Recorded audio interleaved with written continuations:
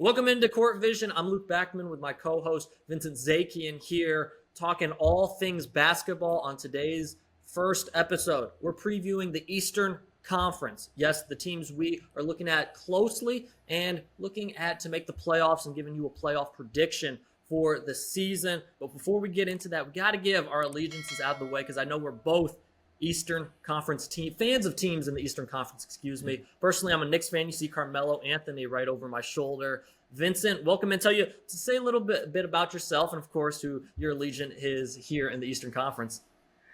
What's up, everybody? I got the Sixers patch on right here. Got the little mini hoop in the back as well. Tortured Sixers fan myself, but ever optimistic, ever trusting the process. It's in my Twitter bio, actually.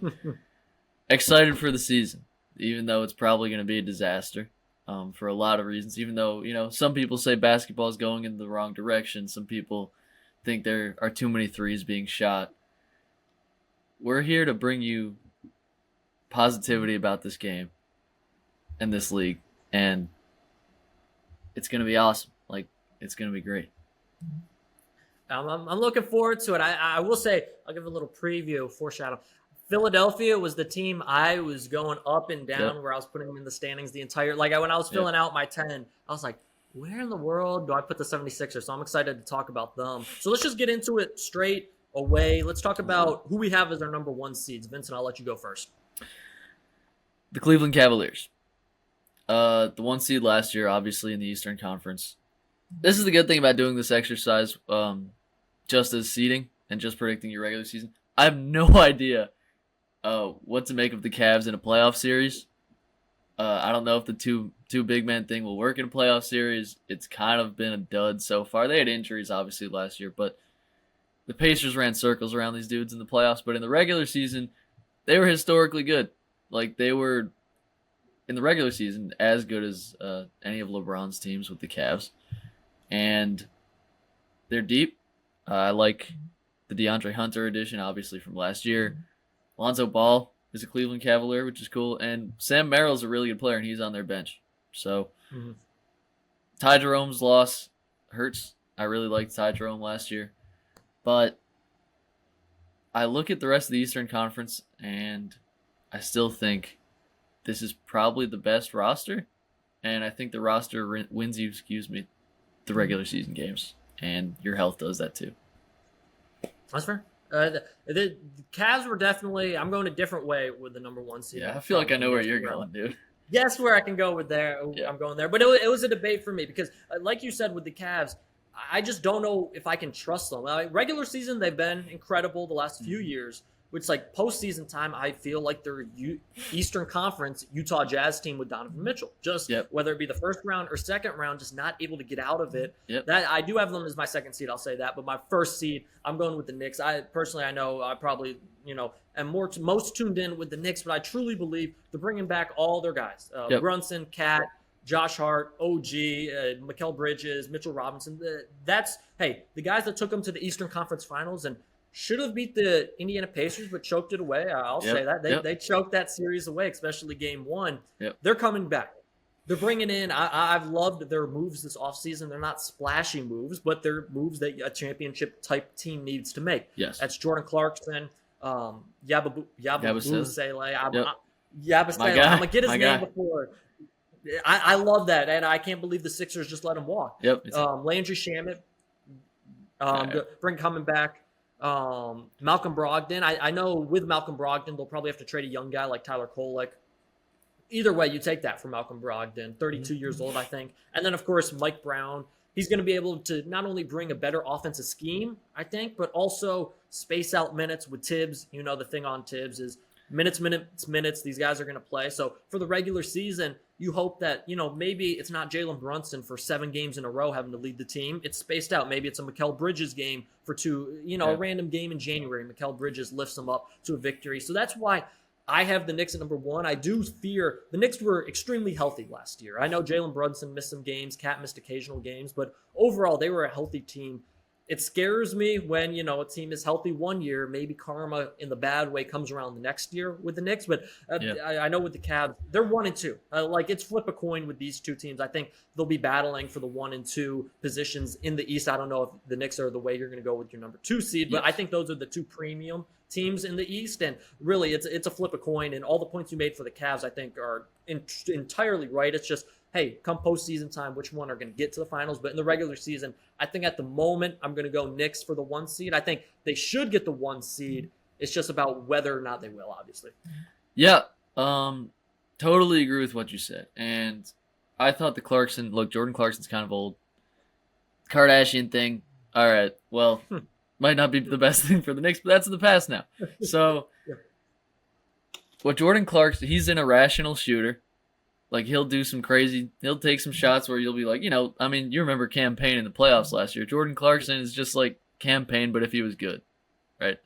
Yeah. And you need that. And it's especially when you have Brunson on your team. And it didn't look like Brunson could really play with Cat in the playoffs last year.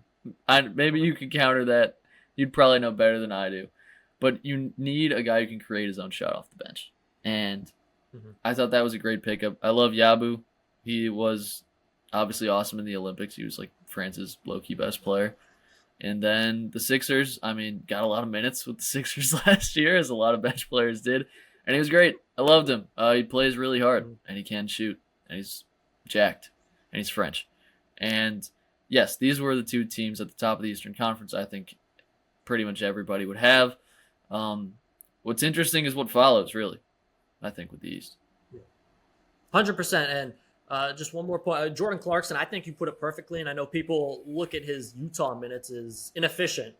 Granted, it was a bad Utah team, and he was probably one of, if not the best players. He's going to shoot a lot of times, and that's Jordan Clarkson. So I think he'll have a more defined role, and I love that pickup off the bench. And Yabusele, you mentioned it perfectly. He can shoot. I think that's huge being a backup because Mitchell Robinson will be injured at some point. He missed like the first 3 quarters of the season last year. I've watched Knicks basketball for the entire Mitchell Robinson career. He will be injured at some point. So Yabu coming in and being a backup and being able to space it out, if he can shoot threes, catch and shoot, pick and pop, all those type of different things, I think that would be huge for the Knicks, having someone that down low to back up Mitchell and Cat like that. Absolutely. Yeah, you mentioned. So I got Knicks and then Cavs. You have Cavs and then Knicks for 1-2. Yeah. All right. Here's like you mentioned. Here's where it gets interesting because 3, 4, 5. I think for me, like I looked back and forth. I don't know where to go. Yeah. I know for number 3 and 4, these are teams that had big off seasons for me. In particular, 3, I'm going with Atlanta. I think Atlanta. Yeah. Wow. I am going with the Atlanta Hawks. I love their offseason signing Porzingis. Again, I don't know if Porzingis is going to be healthy the entire season. That's iffy. But if he gives you 60-plus games, they are going to be a beast in the East. And they also signed Nickeil Alexander-Walker and Luke Kennard. They have returners. Trae Young, Jalen Johnson. Jalen Johnson emerged as a great player last season. Dyson Daniels. Rishas. Yeah, exactly. They are a long team, and defensively, I think they can be a beast in the East. Pause. That was crazy a little bit earlier. And of course, they have big. I saw your face. I had to get it in. Pause. Again. It's okay. And so, yes, they lose guys like Clint Capella, Karis LeVert, Terrence Mann, Larry Nance Jr., all these guys. But I think the additions they brought in this offseason can really propel them. And it's a make or break year in Atlanta for me. I mean, you hear all this Trae Young chirping with Pat Bev. This is a make or break. This is the last couple of years. They've been living off that 2021 series against the Knicks and their run to the Eastern Conference Finals. And Trae Young, for him, okay, you have pieces now. You were building some pieces the last 2 years. Now you definitely have pieces. What are you going to do with it? I think this is going to be a big season for Atlanta. I do, and that's why I have them catapulted all the way to number 3 in the conference. Yes, I similarly was looking up and down Atlanta's roster, and I was like, this looks really good. We'll see. I mean, they're kind of on 2 different timelines, right? Because they had Reese Shea, who's an extremely high pick, who's kind of a development project. Extremely high pick in a terrible draft, obviously. But they're striking a balance between developing him and also maxing out. It's kind of like the Sixers, where they were like, try everything around Embiid and see what works, and eventually we'll see if he's the guy. That's what they're doing with Trae Young. They it's kind of a no excuses year. Obviously, they're all in. I had them a little lower down in the Eastern Conference. I had them down at the 6th seed, which, I mean, I feel not great about. There's a team in here that I have above them, which could like bottom out. But at 3, I had the Orlando Magic. That's fair. The Magic, I don't know if I trust it, but they made the Bane play. And I love that they did it. Yeah. Because the East is so wide open, right? Celtics, the Pacers, they're like out of it, kind of. And they have a guy, Orlando. Like, every team, despite the fact that this is a league that is leaning more toward depth, as we saw, you still need a guy. You still need, especially in the regular season, if you want to just like be able to beat random teams on random nights, you need just someone who can dominate. And that's, for me, what Paolo Banchero is. And Franz Wagner, back kind of last year, really disappointing the year before. Like, forgot how to shoot, kind of like, Markelle Fultz, but better last year. And Bane, look, last year they addressed in the offseason, they were like, we need shooting, right? Our defense is awesome. Jonathan Isaac, maybe the best defender in the league, pound for pound, right? Yeah. In the offseason, they're like, we need shooting. So they get Caldwell Pope last year. And they're like, okay, problem solved. Problem not solved, Luke. Problem not solved. Just getting Caldwell Pope. No, not at all. Corner specialist. They still couldn't really shoot. Desmond Bane might have solved the problem. Desmond Bane can shoot the friggin' lights out. 100%. I'll give you this. The Magic were 30th in threes per game God. and 3-point percentage last year. So, no, the problem was the opposite of solved, even with KCP. And I'm with you 100%. I'll go into this in a second, but Orlando is number 4 right behind Atlanta. Orlando realizes what they have. And I got a question to ask you. Is Paulo and Franz a top 3 duo in the East? Because I've seen people go as far to say they are the best duo in the East. I think, well, this year, because you could go Jason Tatum, Jaylen Brown. Right, obviously we'll exclude that. If Embiid is healthy, Embiid and Maxey might be the best duo in the East. But Embiid may never be healthy again. Like, they're amazing together. So, but Brunson and Cat, obviously, I think is the best. And then it's kind of Mitchell and whoever you want, right? Because they've got a lot of guys. Mitchell's the obvious one, but it's like, is Garland their second best player? Is Mobley their second best player? I would say Mitchell and pick between the two of them for your second.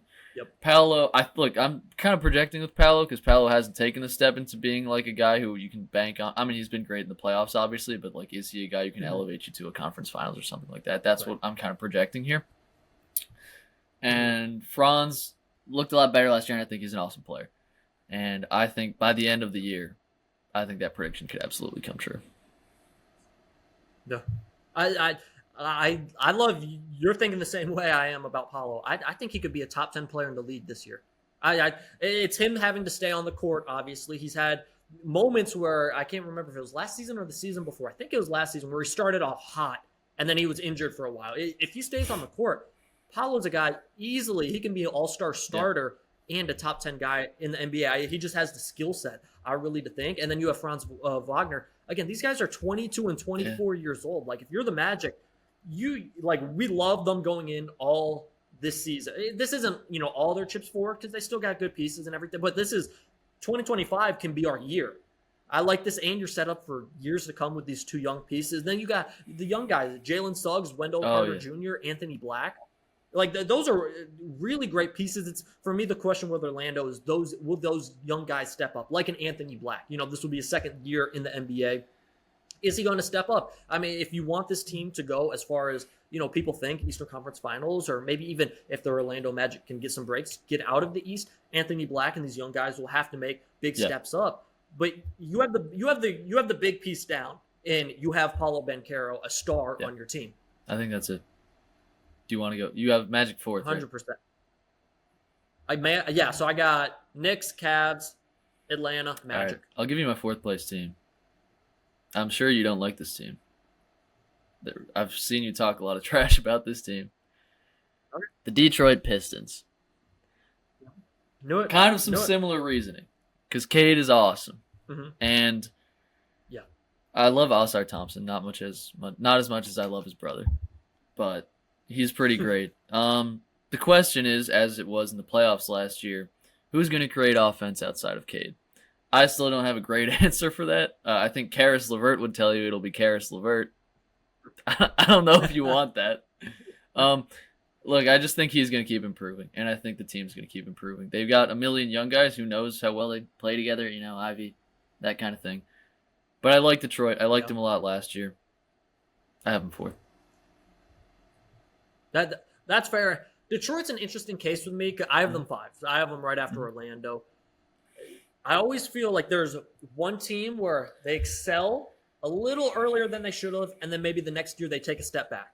And I feel like that maybe could be Detroit, but they're aided with the fact the Eastern Conference is so weak this year. So even if they take a step back, hey, the 5th seed, that's a fine step back any day of the week. It was a step back. That's actually, what were they? The 6th seed last year? I think that was, So that's a step forward while taking a step back, if that terminology makes sense. So for them, they lost Malik Beasley. He loves to bet over, under, whatever he does, right?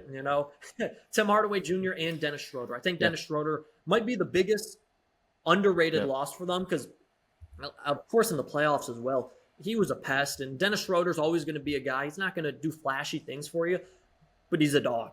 And he'll get good minutes for you. He'll put the ball in the bucket. He'll, get the offense running. That's a big miss. They did add Karis LeVert, like you said, Javonte Green, and Duncan Robinson. So if you're wondering where their threes will come from, Beasley made the most threes last year of any Pistons player. Maybe Duncan Robinson can help that a little bit. But again, I love Cade. Cade's from Arlington, the same hometown I am. I just got to put that on record in the internet. Shout out to Ag, right? But for Cade Cunningham, you got to continue to take the steps. I mean, I know a lot of Pistons fans that said, hey, we win the series if Jaden Ivey and Isaiah Stewart are healthy. Like, Ivy didn't play any games. Stewart played 1 or 2 games. They win that series against the Knicks. I definitely think Detroit's set up where they can be a top 5 seed in the East, while maybe even taking a step back and trying to continue to build for the future. If that makes sense. I don't know. It's just, for me, it always is there that one team that they're just a little ahead of schedule, and then the next year they maybe get off to a slow start because they're riding that high from last year. So I don't know. I'm interested. I think Detroit's a great sleeper team this season, again, like they were last year. Isaiah Stewart, you have to worry about a little more than injury with him. Like, he's the kind of guy who'll get suspended for a playoff game or two. Isaiah Stewart might see this and go, find our Twitters or find our houses and come right I'd after welcome us. it. Like, I mean, that's just Isaiah we Stewart. could have a good conversation. Vincent said it, not me, Isaiah. Yeah, so. my address. The same. I like the Pistons here. In the description below. Right. All right. So you have the Pistons 5th seed. So that's 4 for you. Yeah, I'm 5. You're 4. Okay. I hate this. Go with your 5. I hate this so much. I have the Milwaukee Bucks 5th. I hate their roster so much, Luke. Like, it makes me want to puke. What they've done. Yeah. And I guess they everyone praised it at the time, but they hamstrung themselves by trading for Lillard.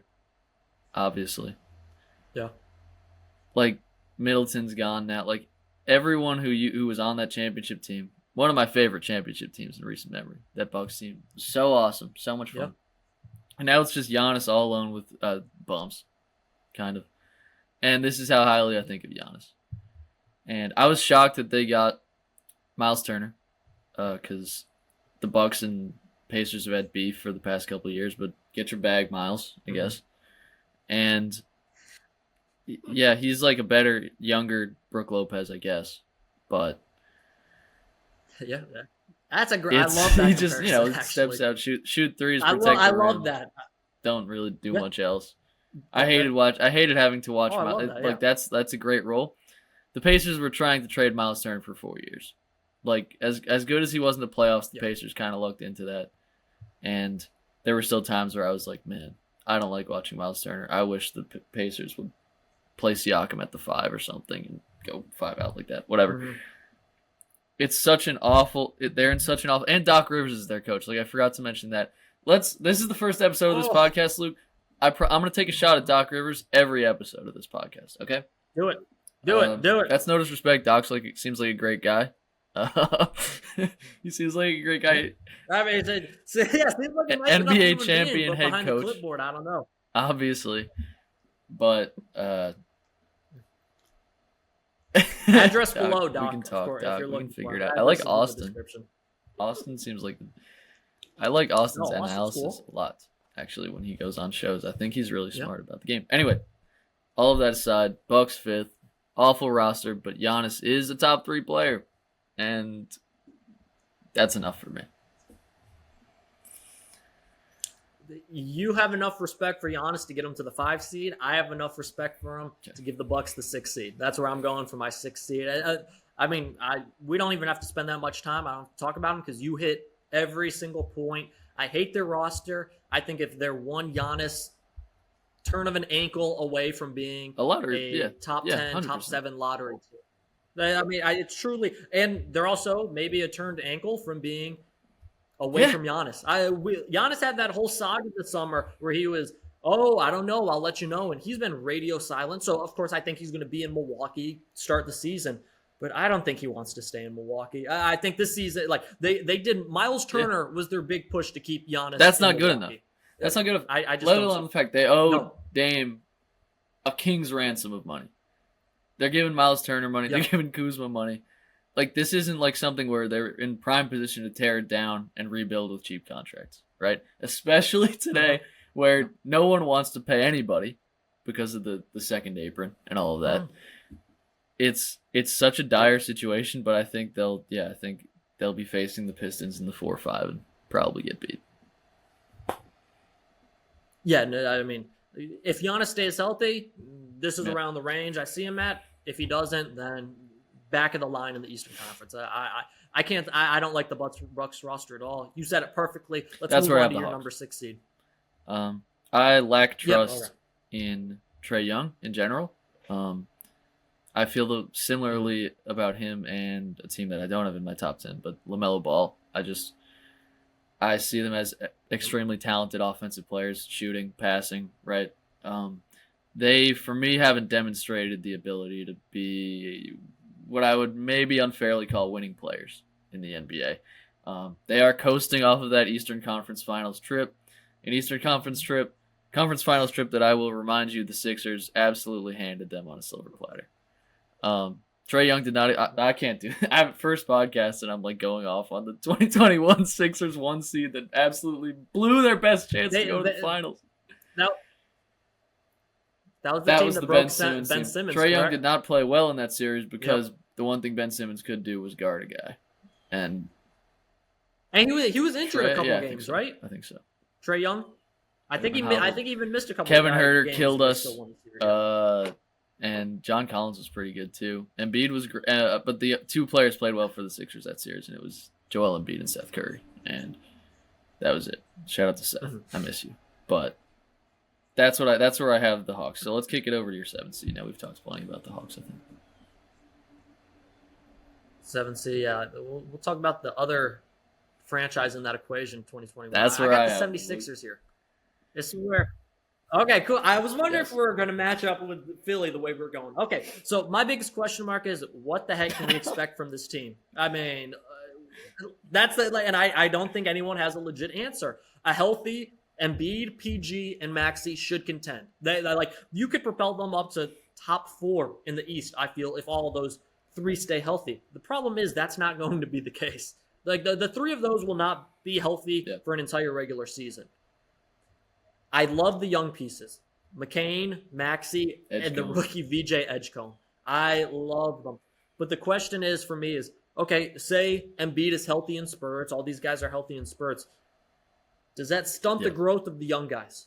Does that take Jared McCain, VJ Edgecombe, the ball out of their hands? And does it – I don't know. There's talks when they lost to the Knicks 2 years – that was 2 years ago in the playoffs. Why? And you can't build around Embiid. Embiid can't be the number 1 guy. It's got to be passed on to Maxey. Last year, just a wash for the 76ers. Is there a point where there becomes, I don't know, tension in the locker room and Maxey's like, this should be my team, and Embiid still wants to hold on? I don't know. There's so many scenarios with this team that I think of. And then there's a scenario where they're top 4 team in Mm-hmm. the East, top 3 team in the East, maybe. I don't know. You're the 76ers fan. Let me know what you I think about mean, this you upcoming want to season. talk about a team that is caught in two timelines. There's no greater example, perhaps, in all of sports than the Philadelphia 76ers. You have two guys in Paul George and Embiid who are literally on their last chance. Like, the contracts don't say that. The money that they're owed doesn't say that. Paul George can't even have injuries this year. Like, he has to prove that he's like a viable small forward for an NBA team right now. He was that bad even when he was healthy last year. Embiid, like, it doesn't look like he's ever going to be healthy again. When he is healthy, Sixers could be a friggin' 1 seed. Like, he's that dominant of a player. He's one of the best scoring forces the league's ever seen. Usually I go into a season and my worries are about, all right, how's Embiid going to handle a double team in a playoff series? You know what I mean? Now it's like, is Embiid going to be alive? Like, for the playoffs? Like, over the summer, a massive feature on Joel Embiid came out. I'm sorry I don't know the author. I read the whole thing. It was like a book. It was the longest sports feature I've ever read in my life. And it wasn't, usually a feature gets written about a guy, maybe it's not a puff piece, but there's optimism at the end of it.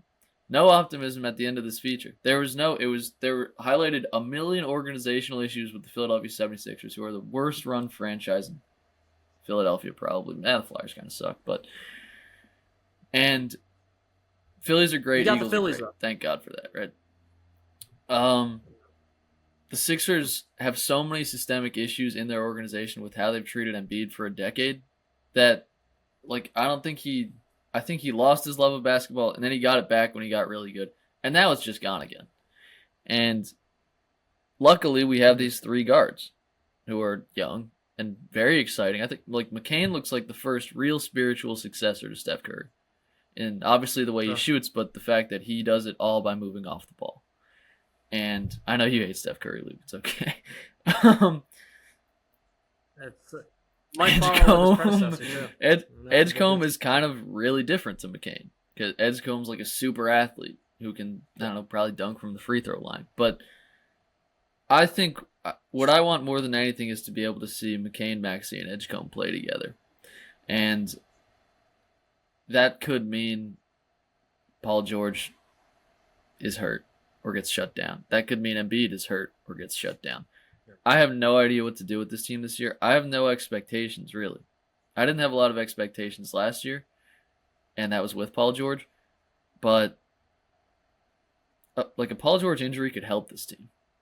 And that's a terrifying thing to say. I would never wish an injury on Paul George. He honestly seems like a great guy and used to be an amazing, amazing player. They need, I think, more important than anything is room for McCain, Maxey, and Edgecombe to grow together. And that could happen, and that could make for a really exciting season. But it could also be the end of one of the best player to come through the Sixers since Iverson. And he was probably at his peak. Do I even say this? He was better than Iverson. Yeah, that's a dangerous one. But he's definitely not more beloved than Iverson. Iverson's the most culturally impactful basketball player of the 2000s. Man. But it's a conversation. Yeah, it's scary. It's a conversation for sure, whether or not he's better than Iverson. I mean, you make 100% great points. Again, the 76ers team, like you said, I'd love to see is the one with Maxey, McCain, and Edgecombe running the show.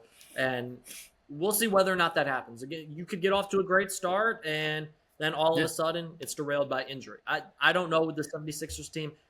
It's going to be interesting because say they are healthy, just like they were 2 years ago when the Knicks played them in the playoffs and they were the 7th seed. If they're a healthy team and they are a low seed, oh my goodness, that's a tough out for any higher seed, a 1, 2, 3 seed that's facing a Philadelphia team that's clicking and if they had this will be my last point on Sixers, Luke. If they had any kind of playoff like pedigree, I would be like, all right, let's put it together and let's make a run this year, right? But the best Sixers team I've watched in the past, my life, is the team that lost in the second round with Harden to the Celtics. They lost in 7 games. And that team was a choke job that they lost that series. So to have any faith that this team, even in the thinnest the East is, and the East has been thin for a long time, Luke, a long time. And even in it's as thin as it's ever been, even then I still can't. I have them at the 7th seed, and I can't see them making it to round 2. Really. Yeah, I'm in agreement with you. Let's go number 8. Yeah, I got Boston. I thought about it, and then I went with the Heat. Okay, I got the Heat right out. I have the Celtics 9. I got the Heat somewhere. So I have them in a play-in spot. I just thought the Heat are gonna want it more. Now the Heat belong in a play-in game, obviously, as we know, and this is a playing game. Yeah. Nothing excites me about them. But let's talk Celtics. You go first. Yeah, so, I mean, it's simple with the Celtics. No Jason Tatum, no title contention. This is, to a degree, similar how I had respect for Giannis. That's why the Bucks, Giannis, the top 3 player. He's a little higher than the Celtics. This is respect for Jaylen Brown. I think Jaylen Brown's an incredible player. This is not the same Celtics team that you can look at and say, oh, their roster is complete all over. They lost Porzingis, they lost Drew Holiday, they lost Al Horford. Just those 3. All right, those are key pieces of your championship team 2 years ago, key pieces of last year's team that the Knicks were able to upset. Jaylen Brown, I don't know if you're going to be able to make do with Derek White. I think is a fantastic player, but as your second guy on the team, I don't think that's a recipe for success. So for me, it's Boston right here at the 8. I mean, again, this is a team that a few breaks go a different way, they could fall out of playoff contention in my eyes. It's just they don't want to. The front office doesn't want to pay a lot of people at the moment. They have a lot of contract tied up with Tatum and Brown, so they're trying to figure out how do we move forward. I think this year is a year where, hey, maybe they're in the playing game, or maybe they realize maybe a lottery pick isn't so bad to this team. But overall, I don't like their roster at all. I have respect for Jaylen Brown and Derek White. That's why I have them here at 8. Similar reasoning for me having them at 9. I think they're a really smart, well-run organization, the Celtics, and I feel like they're too smart to try to contend this year. You know what I mean? They know it's a waste. They should know it's a waste at least. Why not? They have to. The contracts they had to shed this summer with Holiday and Porzingis. They know that they have to go cheap, and they know that they have to draft well in the upcoming years because they have a real championship window when Tatum comes back and with Brown on his massive contract and with Derek White. And I think it would behoove them to bottom out, but the East is so bad. So 9 seed for them. Let's talk Heat. Yeah, let's talk. I actually have the Heat at 10. I think I flipped them last second once I saw the Tyler Hero news. He's out for a little while to start the season. So again, I have Chicago 9, Miami 10. I feel like those are the resident play-in teams when it comes to conference. And so Chicago, real quick, at least I know we're going to talk Heat. Chicago, I like Josh Giddey. They signed Trey Jones, who I always liked as a backup point guard wherever he went. And then they signed Isaac Okoro from the Cavs. They gave Alonzo Ball no more. So it's a trade-off. Again, I expect Chicago nor Miami to do major things in the East. I just feel that the other 5 teams, they're better than those other 5 teams. So one team that I don't know if you'll have them in Indiana. We can talk a little about Indiana. I don't know if you have them in the playoffs or not, but personally, I think Indiana might crap out now, but we'll talk about Miami at the moment. Yeah, they've just got a lot of guys who are now veterans who are on big contracts who have to go out and earn their money, pretty much. And so that's why I can't really see them bottoming out below a play-in spot. Bam Adebayo and Andrew Wiggins is on their team, by the way. People forget. I think I forgot. I think I forgot that. They have Andrew Wiggins. I forgot as well. All right. I forgot as well. Hero, I mean, he's hurt now, but maybe he'll come back and he'll still be good. I don't like the Heat. I don't like watching Heat basketball. I think the Heat culture thing's annoying, but they try really hard, and trying really hard should get them an 8 seed this year. So. Yeah. Go 9 and 10. Because I'll just I have Boston 8, Chicago 9, Celtics 9. That was how I finished out. And Pacers 10.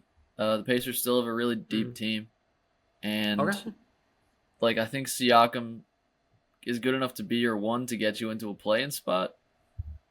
Maybe that's like optimistic.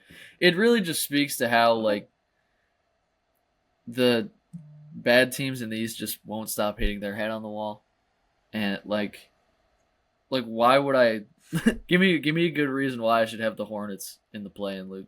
Give me a good reason why I should have the Wizards in there. All those high draft picks they get. And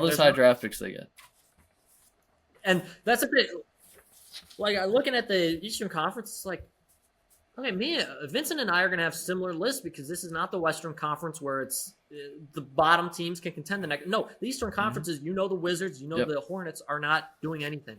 Like Chicago, I have them at 9. It's like, okay, I could see a scenario where Chicago's 13 in the East this year. Like it's. These Eastern Conference teams, they just don't impress you, especially on the back end, especially this year. I see your point about the Pacers. Again, losing your star, still not over. Tyrese Halliburton, that's going to kill him. No chance at title. That was. I say the smiling, which is terrible. It's so awful. Awful injury. Yeah. It's awful. I'm a joyous, I'm a happy guy. That's why I'm smiling, right? But like, it was awful. No, in all seriousness, terrible for Halliburton, terrible for the Pacers, especially in the Game 7. That they're going to do nothing this year without Halliburton. They're going to do. Yep. He's the star. He became that guy. He was that guy, and then elevated to even more that guy. And then you lose Miles Turner. You're one of your 5. I don't know. You have a lot more faith in Pascal Siakam than I do, I think. In the playoffs, exactly. I just think regular season over the 82, because in the playoffs, he can show up one game, and then the next night, he might not show up. But you have Tyrese Halliburton being your number 1. So I just don't know with Siakam as number 1. We'll see. I could see Indiana sneaking in, but you said something earlier, about them being a play-in. All play-in teams are different, right? You look at 7 and 8; those are teams that are contending to not make the play-in. 9 and 10, it's like, what in the world? These teams, 2, 3, 4 years ago when we didn't have the play-in, they do these away teams with are it? getting ready for the lottery. Should they do away with the play-in? Again, I don't expect. Yeah. See, I was never a fan of the play-in, like when it was first talked about. Yeah. But the play-in has produced some fun games. Pat Bev. Like you think about Lakers Warriors a couple years. Yes, Pat Bev, Lakers Warriors with LeBron saying, I saw 3 baskets. I just aimed at the middle one against the Warriors. Amazing. Like another great LeBron lie. Like going down the court, I can't see if he shoots a 40-footer. But it's also produced some awful blowouts. Like Charlotte, we talked about Charlotte. I remember, I think Charlotte got blown out. Maybe it was by Chicago, like 2 years ago, by 40 in like the 9-10 game. And then the next year, like I think they did a report, like Charlotte had the score of the game like on their locker, like as you enter the locker room. And then I don't even think they made the play-in, so it didn't do much for them, right? So it's like, at times I see where it's like, why are we doing the play-in? But they produce some good games. All can't be classic games. I think the Heat were in Chicago had a good game, but it's like they're always at the end of the day, right? And when these guys, this game ends, they're gonna get destroyed. Except for the Heat that one time. Like, is there any world? Right. That's a great point. Right. So I think it's earned its stripes for a few more years. I think the play-in has. I was an anti-play-in guy, but it's Adam Silver and the play-in has convinced me. But do you see any of those play-in teams causing an upset? Yeah. 1 or 2 seed. We got the same 1 and 2 seed. Like I want to say the Sixers, but no. Right. Yeah. Mm-hmm. Nah. Heat. The reason the Heat were doing it, they did it was, there were injuries that broke their way, but they had Jimmy Butler, playoff Jimmy. Don't have that anymore. So as much as you can like Tyler Hero's shot making or Bam's defense, that ain't gonna happen. I don't think. Right. Yeah, I know. I think we've said a million times here, but East is wide open. It's wide open, but there's 2 teams that Vincent and I both expect. Those are the 2 teams here in the East, and the others have to dethrone them, and that's the Cavs and the Knicks. Which it's funny you say those are the teams in the East, and the others are going. Those 2 teams have done relatively nothing. Obviously, the Cavs won with LeBron, but post LeBron, what have they done to gain the respect of? Oh, we're the team in the East. nothing. And then the Knicks have been awful for the last 25 years. Obviously, Eastern Conference Finals last year. Yeah. It's funny to think those are the two teams this year coming into the season. That's like those are the head honchos. And all that said, I think down. it would be good to see one of those two teams in the finals. I think it would actually be a great story to see the Cavs back in there.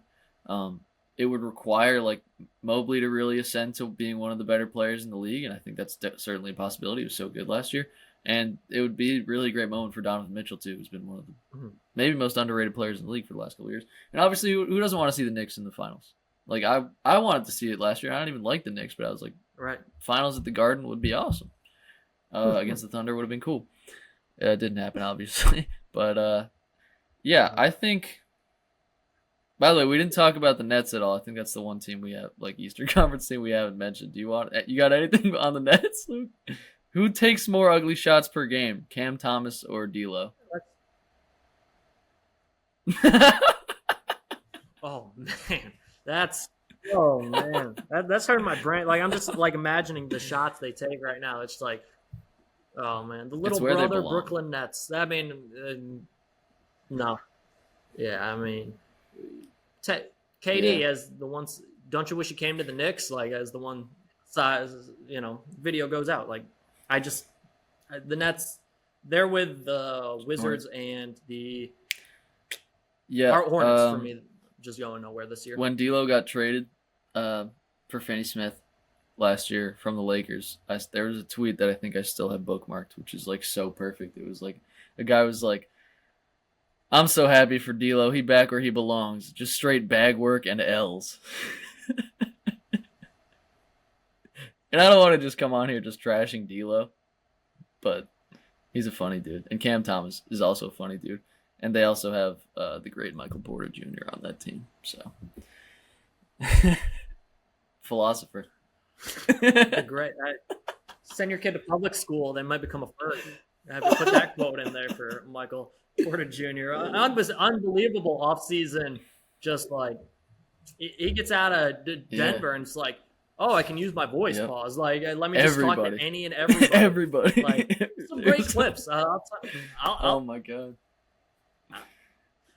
Trust me, there are quotes I want to say here. It's like, I'll leave you. Go look at. They're great, and then they'll cut TikTok them with some interviews he like did. They're Cam Johnson highlights, or Cam Johnson like going on JJ Redick's podcast talking about like how going left is the most difficult thing in basketball, and it's like this was the trade. Nuggets fans have to be psyched. We'll talk about the Nuggets in another episode. I can't wait to talk about the Nuggets. Really fun. Oh my god! I know Western Conference is going to be fun. I think they're carrying the league. That like. Yeah, is it a Thunder dynasty or at least a two-peat incoming? Or, I mean, there's plenty of Western Conference teams that you want to say maybe can make the step up to contend and maybe dethrone the Thunder. I thought personally, Thunder were going to run through everybody. They get to the Indiana Pacers, and you see a little bit of weakness with the Thunder. We can talk a little more about that and whether teams can exploit that flaw with the Western Conference. But it's like, geez, LeBron and Luka, a full offseason. Luka looks to be in shape, but Wall Street Journal just showed up at my house. He's on the cover talking about his new diet and everything. Like, what's up there? Like, the Lakers were a 50. Yeah, Skinny Luka. The Lakers were a 50. Is that? Did they call you Skinny Luka in high school? Like Denver, Minnesota. Yeah. Oh, my bad. Dude. No, man, I was jacked. That's what I was. Pause. No, but that's right. Everyone who's watching this podcast needs to know Luke is Pearl Washington. Legit hooper. This dude's serious. Okay. If I'm coming down in the paint, like it's trench work. I backed you down. You might see the hospital. Right. We'll save that for another one. Yeah. We'll save that for All-Star break when we doing an episode. But sounds good. That is our Eastern Conference preview. Again, it looks like the Eastern Conference is it should go pretty pat. We know the teams, we know the top ones, we know seems like the middle guys, and then we know the teams from 6-7 on that are just going to be like, I don't know if it's their year, right? It's just what it is with the Eastern Conference. It's weak. We'll see if the Cavs or the Knicks can take advantage of that. I appreciate everyone tuning in. Vincent, any last words before we wrap up here? Go Sixers. That's all I got, really. Need all the thoughts and prayers. They need all the prayers and all the cheers they can get. 100%. If you made it this far, I appreciate you. Make sure you hit the like button. Subscribe. We got Western Conference preview coming out soon, and then I think it's 10 days before Knicks basketball is returning. I know they're playing in Dubai. I think for preseason. Right. I think maybe against the Sixers. Is it? I think it's against. I think so. So, and then they got to go over there for sleep, and then real preseason and everything starts a little bit late. But training camp's about to get underway. Season's coming at you soon, so we'll be back with Western Conference, and then by the time we see, the season will begin. So I appreciate everyone tuning in for the opening video. Let me rephrase that: the opening video of Court Vision here on Backman Sports. I appreciate it. Yes, sir. Backman, Vincent Zakian. We'll be back soon. Western Conference preview coming right up. Stay tuned. Hit that subscribe button. Appreciate you listening. Peace, everybody.